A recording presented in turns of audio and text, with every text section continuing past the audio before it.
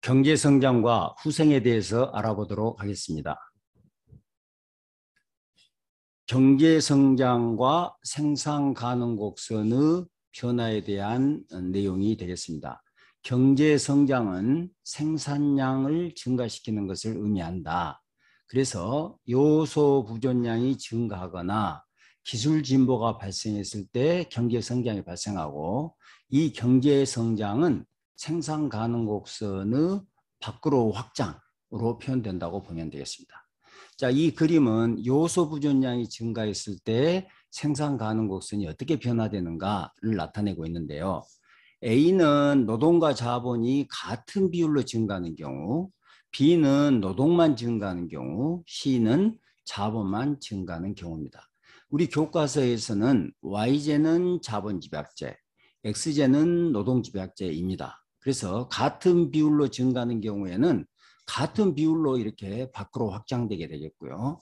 노동만 증가한 경우에는 노동집약제 쪽으로 편향돼서 바이아스돼서 생산 가능 곡선이 확장되고, 자본만 증가하는 경우에는 Y제 쪽으로 편향돼서 생산 가능 곡선이 밖으로 확장되는 형태로 나타난다. 이렇게 이해하시면 되겠습니다. 그리고 여기서는 요소 부존량의 증가입니다만은, 만약에 X제 부문에서 기술 진보가 발생했을 경우 얘는 생산 가능 곡선이 이런 형태로 B와 같은 형태로 확장이 될 것이고요.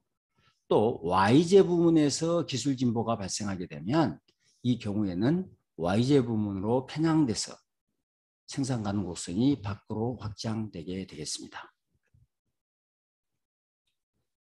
자, 이 그림은 스몰 컨트리, 작은 나라에서 경제 성장이 발생했을 때 후생 수준이 어떻게 변화되는가를 나타내고 있는 그림이 되겠습니다.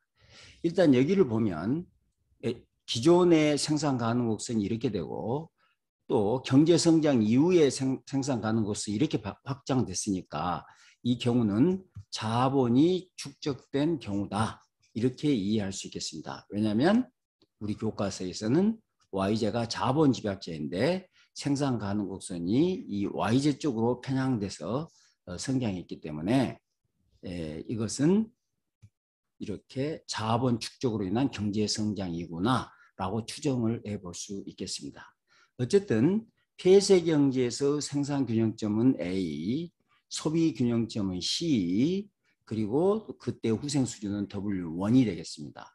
그런데 이 나라는 스몰 컨트리이기 때문에 경제 성장으로 인해서 생산량의 변화가 있지만 국제시장 가격에는 영향을 미치지 못하게 되는 거죠.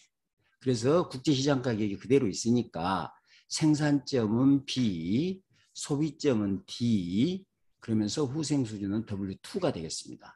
자, 그림에서 보시다시피 경제 성장 이후에 후생 수준이 W1에서 W2로 증가해 간다 하는 것을 알 수 있습니다. 그리고 또 하나는 생산점을 봤더니 애초에 기존 생산점이 A점인데 경제 성장 이후에 생산점이 B점입니다. 이것은 립진스키 정리를 반영하고 있습니다. 자, 무슨 이야기인 거는 자본 축적으로 인해서 립진스키 정리에 의하면 자본이 축적되면 Y제의 생산은 증가하고 노동 집약제인 X제의 생산은 감소한다고 하는 건데, 이 그림을 보면 B점은 A점보다 X제 생산은 감소하고 Y제 생산은 증가했다는 것을 알 수가 있겠습니다. 어쨌든 이 그림을 보면 스몰 컨트리에서는 경제 성장 이후에 후생 수준이 증가해 간다, 반드시 증가해 간다 하는 것을 나타내고 있습니다. 다음은 궁피바 성장에 대한 내용이 되겠습니다. 궁피바 성장이라는 것은 경제 성장에도 불구하고 자국의 후생 수준이 오히려 낮아지는 경우를 말합니다. 자, 그 이유는 무엇인가? 큰 나라에서는 자국의 생산량이 변하면 국제시장 가격에 영향을 미치게 되는 거죠. 그래서 대국에서 수출제 부분에서 경제 성장이 발생하게 되면 수출 공급량이 증가하게 될 것이고, 이 수출 공급량의 증가로 인해서 수출제의 국제시장 가격이 하락하게 되고, 이 수출제 가격이 하락하게 되면 그 나라의 교육 조건이 악화되게 되겠습니다. 이 교육 조건 악화로 인해서 이 나라의 후생 수준이 감소하게 된다 하는 것이 궁핍화 성장의 요인이 되겠습니다. 그런데 교육 조건이 악화되더라도 교육 조건 악화 정도가 크지 않으면 후생 수준이 하락한다고 할 수는 없겠습니다. 왜냐하면 경제 성장이 발생했을 때 그 경제 성장으로 인해서 아웃풋이 증가하게 되고 이 아웃풋의 증가는 후생 수준을 증가시키는 요인이 되는 거죠.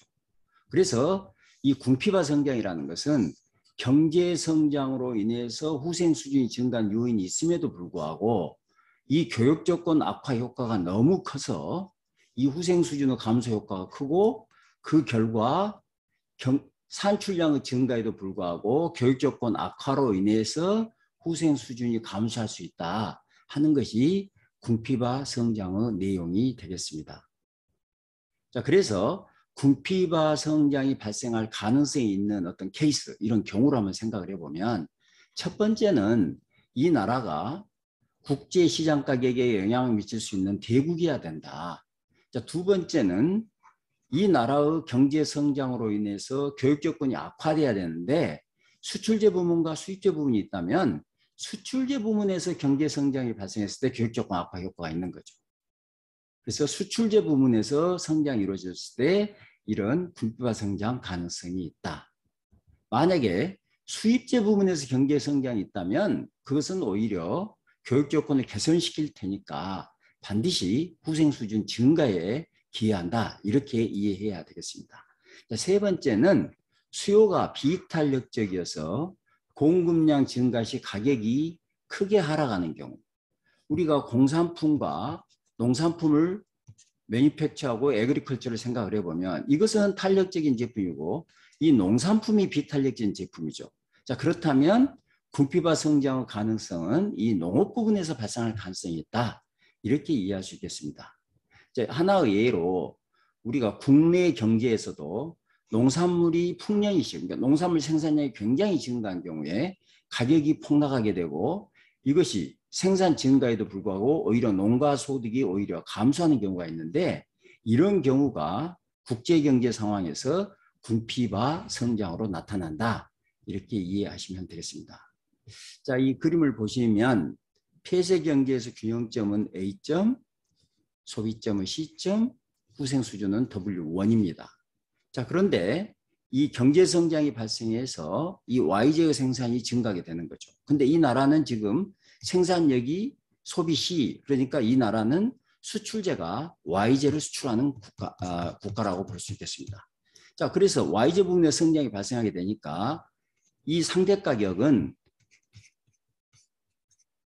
PX 나누기 PY인데 이 Y제의 가격이 하락하게 되니까 이 상대 가격이 국제시장에서 상승하게 되는 거죠. 자, 그래서 P0가 P1으로 이렇게 경사진 형태가 될 것이고 그래서 생산점이 D, 소비점이 D, 생산점이 B, 소비점이 D, 후생 수준 W2. 그래서 오히려 후생 수준이 감소하게 된다 하는 것을 알 수가 있겠습니다. 자, 요약해서 말씀드리면 Y제 수출국에서 Y제 경제 성장이 발생하게 되니까 Y제 생산이 증가하고 Y제 가격이 하락하게 되고 이 Y제 가격이 지금 수출제인데 Y제 가격의 하락이 교육 조건을 악화시켜서 후생 수준을 감소시킬 수 있다 하는 것이 궁핍화 성장의 내용이 되겠습니다. 자, 이상 강의를 마치도록 하겠습니다.